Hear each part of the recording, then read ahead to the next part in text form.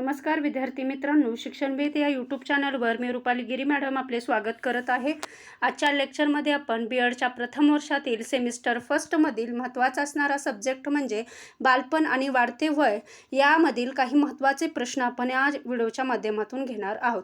तुमची TET असो, सेंट्रलची exam असो किंवा टेट असो किंवा बीएडची कोणतीही एक्झाम असो, या एक्झामसाठी हे तुम्हाला खूप गरजेचे असे प्रश्न उत्तरं आहेत आणि यामधनं तुम्हाला जे ज्ञान भेटणार आहे या चारही एक्झामसाठी तुम्हाला उपयोगी ठरणार आहे. चला जास्त वेळ न घालवता आपण लेक्चरला सुरुवात करूया. बघा, आज एक प्रश्न घेत आहे, वाढ व विकासावर परिणाम करणारे घटक स्पष्ट करा. बघा, वाढ आणि विकास या दोन वेगवेगळ्या संकल्पना आहेत. या दोन्ही संकल्पनेवर कोणकोणत्या घटकाचा किंवा परिणाम होतो हे आपण या व्हिडिओच्या माध्यमातून पाहणार आहोत. आणि असाही प्रश्न तयार होऊ शकतो की वाढ व विकासावर कोणते घटक प्रभावी ठरतात, तर त्याचं उत्तर आपण या व्हिडिओच्या माध्यमातून पाहणार आहोत. बघा, वाढ व विकास या दोन वेगवेगळ्या तरीही परस्पर संज्ञा आहेत. वाढ व विकास यांचा प्रवास एकमेकांच्या हातात हात घालूनच होतो. या दोन्ही बाबीवर कोणत्या घटकांचा प्रभाव आहे, त्यापैकी कोणता घटक प्रभावी आहे याचा विचार करणार आहोत.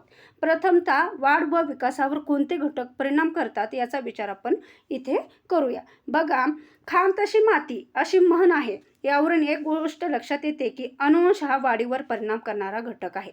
मुद्दा लक्षात ठेवायचा आहे. ऑब्जेक्टिव्ह स्वरूपातही प्रश्न विचारला जाऊ शकतो, TET असो किंवा सेंट्रलच्या एक्झाममध्ये असो. अनुवंश हा वाढीवर परिणाम करणारा घटक आहे. वाढीवर म्हटलंय, बरोबर आहे. बालमनामध्ये केवळ आई वडिलांकडूनच नाही तर पणजी पंजोबापासून गुण संक्रमित होतात. बालकांच्या शरीराची ठेवण, रंग, रूप, उंची, बुद्धिमत्ता, स्वभाव, मनाचा दुबळेपणा, दीर्घ आयुष्य हे गुण अनुवंशिकतेतून प्राप्त होतात. संशोधनात असे सिद्ध झाले आहे की मधुमेह, हृदयविकार, कर्करोग यासारखे रोगही अनुवंशिक असतात. या अनुवंशाने प्राप्त गोष्टीचा परिणाम वाढ व विकासावर होतो हे आपण पाहिलं. बघा, वाढीचा किंवा वाढीवर अनुवंशाचा काय परिणाम होतो, अनुवंशातून कुठले गुणदोष येऊ शकतात किंवा बालकाचा शरीराची ठेवण कशी होते, रंगरूप हे सुद्धा पणजी पंजोबाकडून, त्याचप्रमाणे आई वडिलांकडून अनुवंशातून कसं येतात हे आपण इथे पाहिलं. पुढे पाहूया आपण, परिस्थिती या घटकाचा काय परिणाम होतो. व्यक्तीच्या सतत अंतरक्रिया घडून येतात. बाह्य परिस्थिती, कौटुंबिक परिस्थिती, सामाजिक, धार्मिक, आर्थिक, समाजातील दर्जा, वर्ग इत्यादीच्या घटकांचा व्यक्तिमत्वावर काय होतो, परिणाम दिसून येतो. अनुवंश उत्तम लाभलेल्या बाबीही वातावरणाअभावी निष्क्रिय होतात. कुशाग्र बुद्धिमत्तेचा वातावरणाअभावी विपरीत परिणाम होईल व सामान्य बुद्धिमत्तेचा बालक भोवतालच्या वातावरणामुळे पुढे जाईल. बघा, परिस्थितीचाही परिणाम विद्यार्थ्यावर होतो.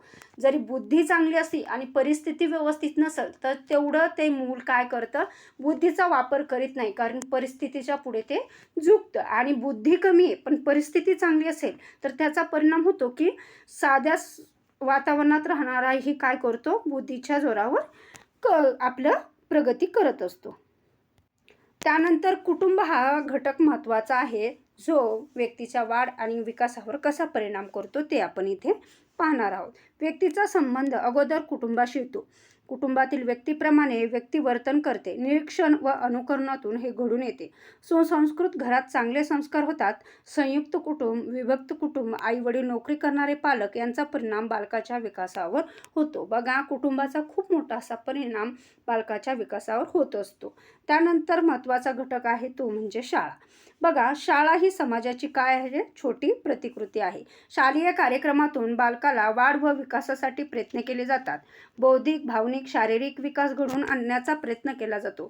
शिक्षणाचे उद्दिष्टच बालकाचा सर्वांगीण विकास करणे हा आहे. बघा, शिक्षणाचं मूळ उद्दिष्ट काय आहे, बालकाचा सर्वांगीण विकास करणे. त्यानंतर महत्त्वाचा घटक आहे तो म्हणजे समाज. समाज यामध्ये काय पाहणार आहोत, तर समाज हा किंवा माणूस हा सामाजिक प्राणी आहे. समाजातील सर्व प्रक्रिया, सामाजिकरण, परिवर्तन, व्यवस्थांचा परिणाम बालकांच्या व्यक्तिमत्वावर होतो.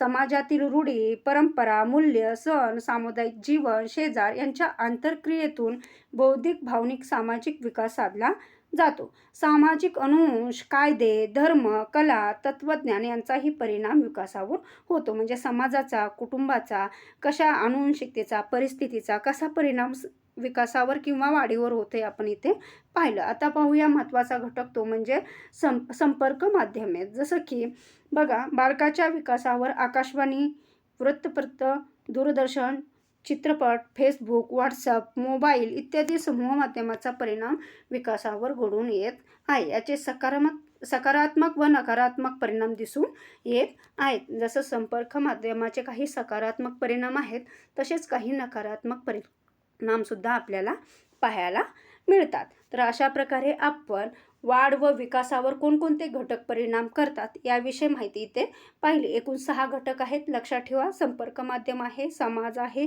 त्याचप्रमाणे कुटुंब आहे, परिस्थिती आहे, अनुवंश आहे आणि शिक्षण. या सर्वांचा किंवा शाळा या सर्वांचा कसा परिणाम विकास आणि वाढीवर होते हे आता आपण इथे पाहिलेले आहे. जर तुम्हाला व्हिडिओ आवडला असेल तर चॅनलला सबस्क्राईब, लाईक आणि शेअर करायला विसरू नका. आता आपण इथंच थांबूया. धन्यवाद.